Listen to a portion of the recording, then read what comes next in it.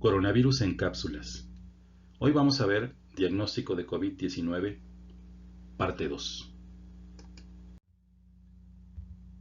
Como ya habíamos mencionado, es muy importante tener una muestra clínica de vías respiratorias por la que podemos identificar el ácido nucleico del virus a través de RT-PCR en tiempo real y entonces sabremos si una persona está infectada o no está infectada por este virus. Cuando una persona es infectada por un virus, se genera una respuesta inmunitaria. Entre otras cosas, nuestro organismo produce anticuerpos para combatir la infección. Por ejemplo, la IgM es el primer anticuerpo que aparece después de la infección y posteriormente la IgG, que es el anticuerpo que está asociado con la memoria inmunológica.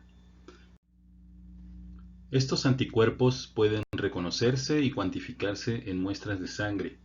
Tomamos una muestra de sangre de donde se separa el suero o el plasma y después se cuantifica por un método donde se detectan anticuerpos, por ejemplo el ELISA, que es un ensayo inmunoenzimático. Aquí se muestra una placa de ELISA de 96 pozos. En cada pozo se coloca una muestra del suero del paciente. Si vemos de cerca uno de estos pozos, vamos a encontrar en el fondo una proteína viral, que es la que va a ser reconocida por los anticuerpos si es que están presentes en el suero del paciente. Hasta aquí esta reacción es invisible. Necesitamos un segundo anticuerpo que está dirigido contra los anticuerpos del paciente y que está marcado con una enzima. Al adicionar una molécula específica que es procesada por la enzima, se genera un color que es el indicador de una prueba positiva. Incluso la intensidad de color nos podría indicar la cantidad relativa de anticuerpo presente. Estos son algunos de los equipos que se utilizan para cuantificar las placas de ELISA. A la derecha vemos un gráfico de un artículo que hace la detección de anticuerpos IgG e IgM. En los ensayos de este tipo se marca una línea de corte, que es la que nos permite ver si el resultado es positivo o negativo. Por encima de esta línea, las muestras se consideran positivas. Podemos observar que las pruebas positivas empiezan a aparecer después de la semana de iniciados los síntomas. Y podemos también ver que hay pacientes que tienen títulos altos o cantidades altas de anticuerpo o cantidades bajas en valores de densidad óptica, de acuerdo con el color resultante del pozo, que es como se mide en estos aparatos.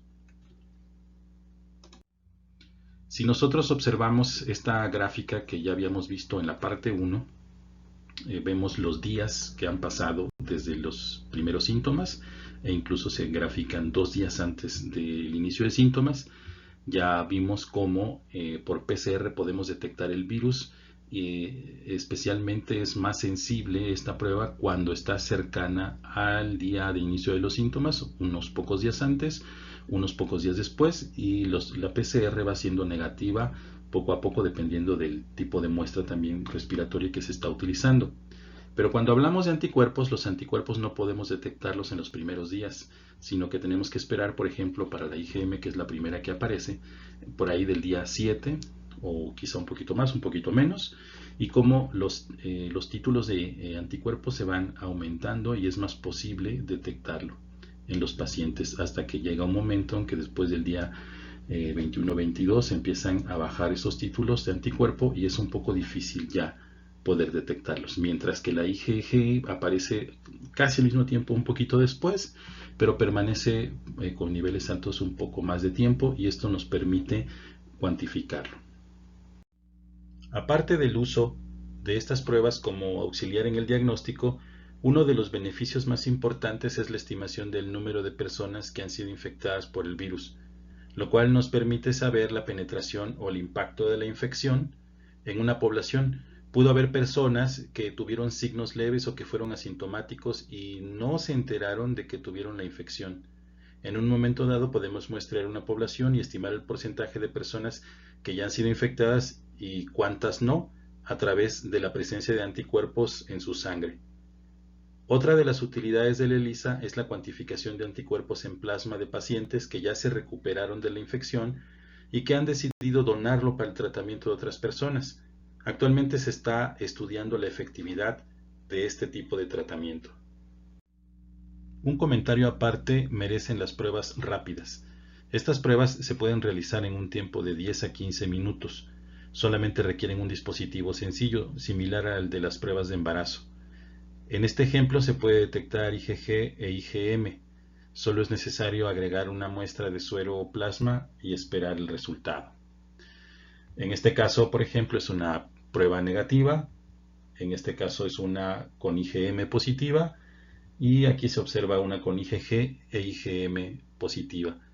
La ventaja de este tipo de pruebas es que son muy rápidas, no requieren equipos sofisticados y el personal no requiere entrenamiento especial. No obstante, la desventaja es que tienen baja sensibilidad y especificidad, es decir, puede haber personas infectadas que tengan resultados negativos y viceversa. Por ello, la OMS y los ministerios o secretarías de salud de muchos países recomiendan no utilizarlas. Muchas gracias.